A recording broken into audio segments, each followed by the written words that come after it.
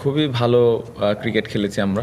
অবশ্যই ৫ দিন ক্রিকেট খেলার প্ল্যান ছিল এবং প্রত্যেকটা সেশন আমরা কত ভালো ক্রিকেট খেলতে পারি এই ধরনের প্ল্যান ছিল। বাট যেভাবে আমরা ডে 1 থেকে ডমিনেট করেছি এটা অবশ্যই গর্বের একটা ব্যাপার এবং সবাই যেভাবে পরিশ্রম করেছে এবং যার যে রোলটা ছিল সবাই যেভাবে ওইটা পালন করেছে ওইটারই ফল আমরা পেয়েছি। সো আমার মনে হয় যে ৪ দিনের মতো খেলা হয়েছে।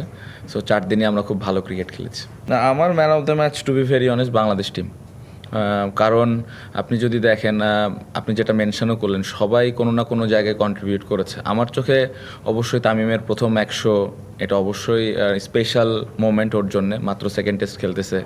মিরাজ এরকম পারফর্ম এর আগেও অনেক করেছে এবং এই কন্ডিশনে এসে ব্যাটিং এবং বোলিং যেভাবে করলো এটা আউটস্ট্যান্ডিং।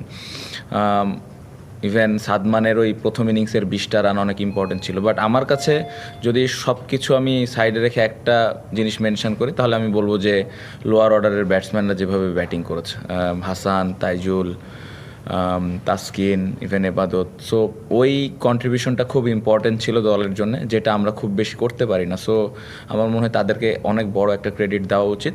পাশাপাশি আমি বলবো যে সবার ওই জায়গা থেকে একটা কন্ট্রিবিউশন ছিল।